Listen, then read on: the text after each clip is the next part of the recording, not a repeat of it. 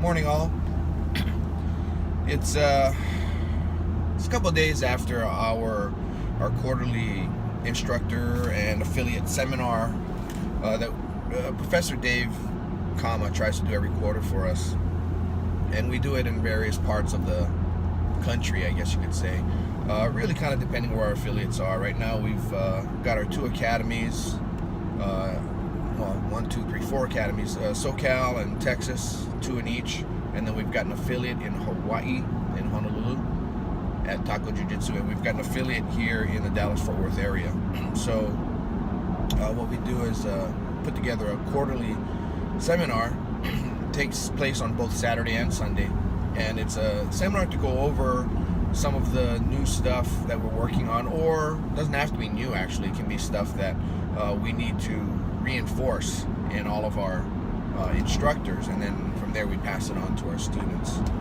And it could be that, or it could be making sure that the junior instructors or the other instructors kind of get on board with Professor Dave on how to teach something. And he's always got some new stuff for us. You know, as I always tell everybody, Dave's forgotten more than I know, and I'm always learning stuff, just little bits here and there, and we pass it on to our students. So we get together every quarter so we can kind of share all this information. It's not an informal thing like the way you would do it in class with another student or with another instructor. This is actually a get together. It's structured. Dave has ideas on what he wants to go over with us and what he wants us to leave with, and then work on until the next seminar the following quarter. So is this really important? And to us it is, because Dave being a disciple of Master Hickson's. In fact, Dave is one of the handful of guys who follows Hickson's teachings and his philosophies to the letter. He does not deviate from it. The belief is that Hickson's Jiu-Jitsu is the best Jiu-Jitsu, or the best expression of Gracie Jiu-Jitsu there is. Now, there are many offshoots of Gracie Jiu-Jitsu or Brazilian Jiu-Jitsu where instructors have found that for them it works better to change this or change that, or to incorporate this aspect from this other art. And that's not what we do at KamaJiuJitsu. That is not our goal. Our goal is to be as faithful to Hickson's Jiu-Jitsu as we can possibly be. So much so where if we end up with a variation on something, we'll often run it by him through our instructors. We'll run it by it first through each other, run it through Dave, and if he knows that no, Hickson always did it this way, then we'll switch to the way Hickson always did it. Or Professor Jack sees Hickson once in a while. Dave will see Hickson as well, and kind of work through the techniques to make sure that we're all on the same page. And that's one thing that you don't see very often. With a lot of schools, they'll have their master, and their master will come in for a seminar. I don't know how often they do that, but it's really open for everybody. It's not really specialized for the instructors only. And when you do that, you have to kind of do techniques that will kind of apply to everybody, and that's not really the purpose of our quarterly seminars. Now, don't get me wrong, we do conduct seminars that are more your typical type, but these quarterly ones are especially for our instructors. Now, as part of a greater instructor training program, we do have one, and everyone who is teaching a class at KamaJiuJitsu has to either be a professor or some level of instructor in our training program. We don't have just an ordinary blue belt or an ordinary purple belt or whatever running a class. They need to be part of a training program, and the reason is because it comes down to consistency of teaching. We want our students to be taught the curriculum in a consistent fashion. We have here at KamaJiuJitsu, not only do we run Hickson's curriculum here, we have our KamaJiuJitsu methodology, which we think is really the cutting edge in teaching Hickson's Jiu-Jitsu, because the techniques are one thing, all the concepts are another thing, but the order in which you teach things, we believe, helps our students to progress faster. in a more efficient way. And it takes a while to teach that because it's a system that's been developed over years. And in teaching it to our instructors, they not only have to know this the curriculum, they have to know how to put the system together, how to present it to the students, as well as how to interact with the students, because each of us learns in a different fashion. Some of us learn when you tell us something. Some of us learn when you show us something visually, and some of us learn when you show us something kinesthetically, meaning the way you move your body. You say, put your body here, put your arm here. You feel that. For instance, that's the way Master Hickson teaches. Although I know that he's been teaching in other ways over the last 20 years. He's started to change and improve on some of his teaching. And that's why, for instance, when I was over at Master Hickson's school, I learned a lot, but I actually learned more training under Grandmaster Horian Gracie prior to that. So for me, I found I was more of a visual learner and what they call an auditory learner, and I wasn't a kinesthetic learner. You couldn't show me something in a move, put the pressure on me, and say, "Now do it." I'd go, "Do what?" Whereas Horian was very much a talker. He would kind of explain to you, and he explained to you why. Once I understood why, then I could do things. You didn't even have to really show it to me. You could just tell me what to do, and I would just do it. So what we do in our training program is we teach you how to teach in all aspects. Professor Dave, he could learn kinesthetically, and he could learn visually, he could learn auditorily, and he could then turn around and teach it. So, which is how I got to learning Hickson's Jiu-Jitsu, was because he could take it and he could then explain it to me. And then once explained to me, then all the light bulbs start flashing in my head, going, "Oh my gosh, this is so much different from what I've been learning." And that's really what we try to do with all our members, and with when we go and share the art. It's not only having it done in a way that you have to feel it, because there's only one of me teaching the class, and there's no way I can have 10, 20 students feel what I'm trying to do, right? So you have to have the ability to explain it to them, and that's what a teaching program is all about, helping you to deal with as large a cross section of the population as you're going to come across. And not only deal with the small sliver of the population that can learn from the way you teach. You have to be able to teach across all different learners. So that's why we feel such a program is important. Most schools don't have such a program, probably because most instructors haven't gone through such a program. Formal programs like this, I know, are at the Gracie Academy in Torrance. They have their Gracie University, which it's really more of a way to teach remotely, as opposed to a system of teaching. But they do have a separate instructor program that you can come over and go over with them, how to teach, so you can get your professor bars.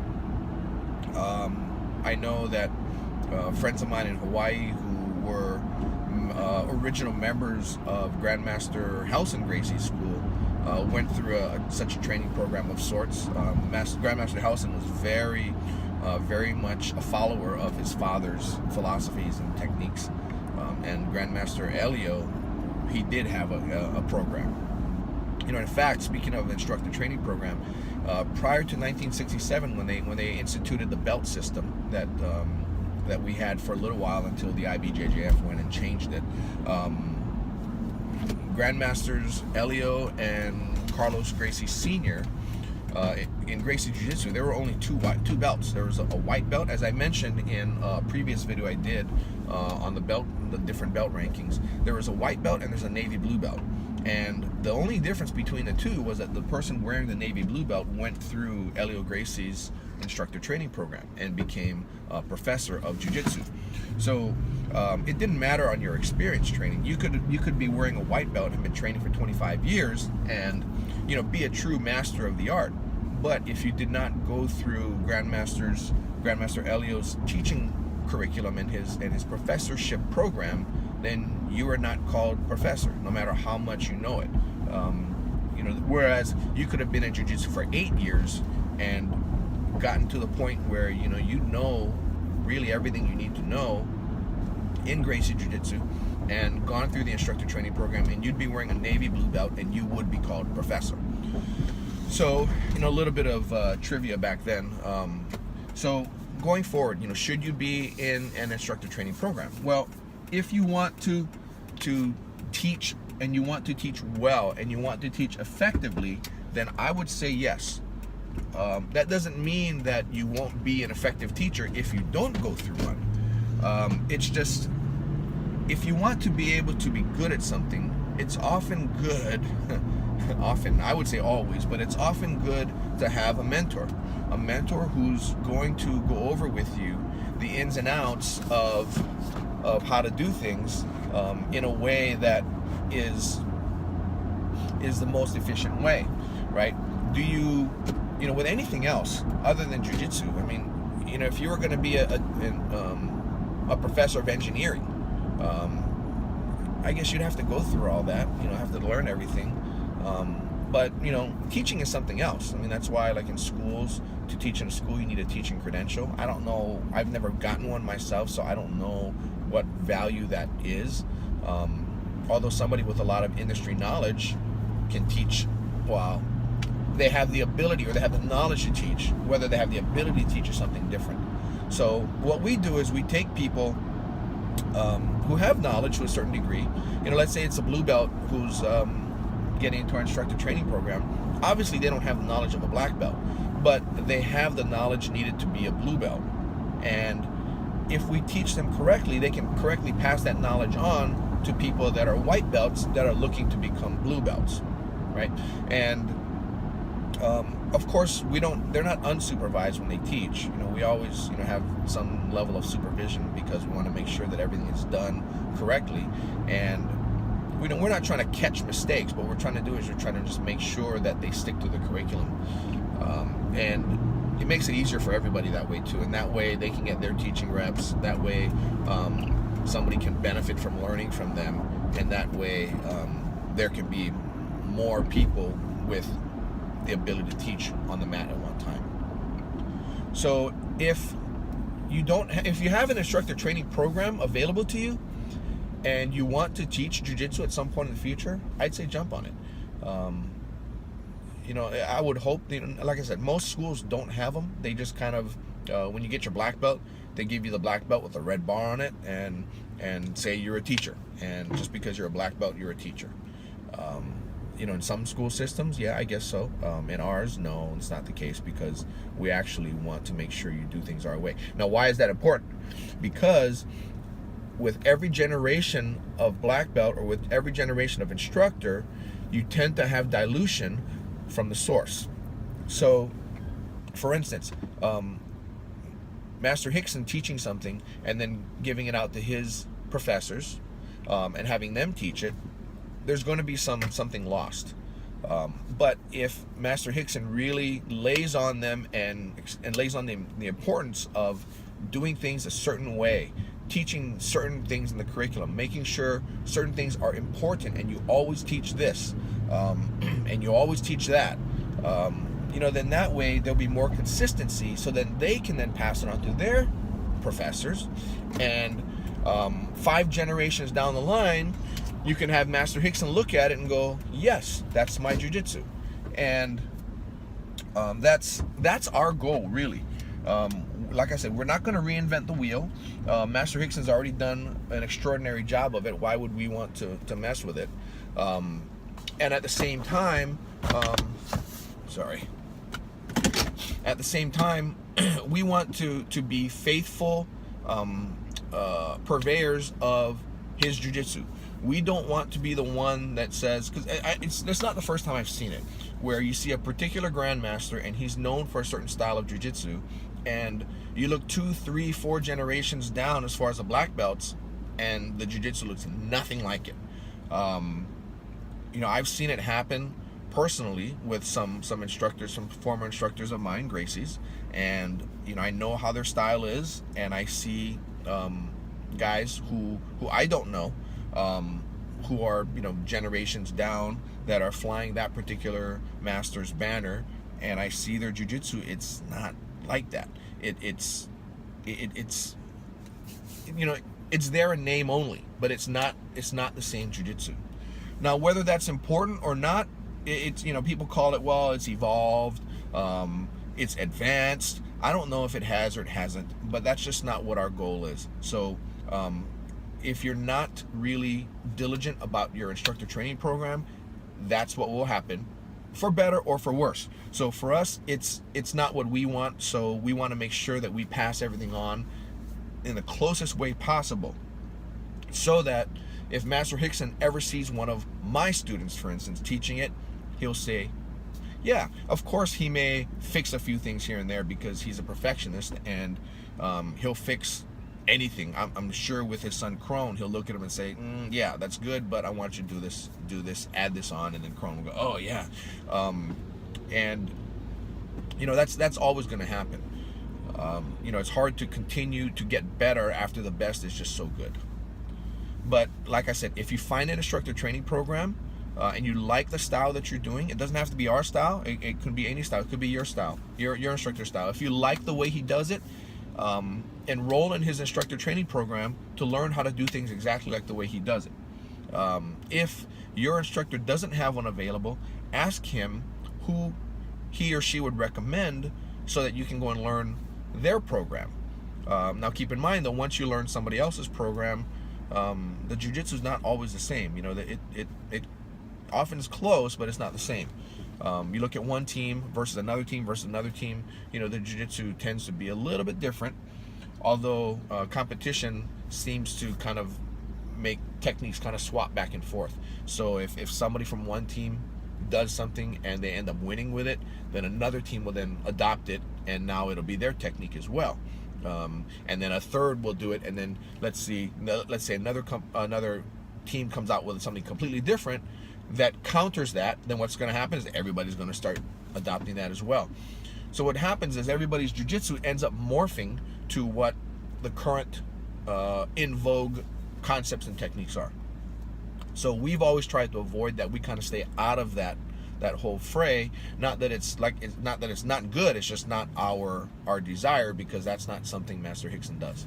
So if you'd like to learn our style, we run the program both out of Texas and California, and we can spend some time with you to go over. If you're not from the area, you can come in and we can work something out where we spend some time with you to get you started on the program, and then make some regular visits. Either you come to our seminars, or you come to us directly, work with us for a week or two, or if we're in your area of town, then we'll work with you there. We'll set some time aside.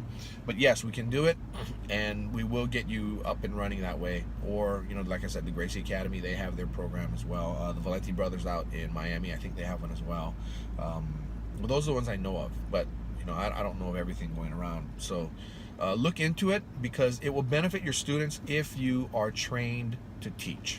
Not only trained jiu-jitsu, but trained to actually teach, so you can get the ideas across. So I know this went kind of long, much longer than I had expected to. So if there's any questions that you have, just go ahead and respond to the bottom. Don't forget to like the video if you like it, or thumbs down if you don't like it, and subscribe so that I'll try to do more of these, so we can get more of these out to you. And you can also give me a call, or hit the website KamaJiuJitsu.com. And we'll talk to you soon. Take care. Happy training. Bye.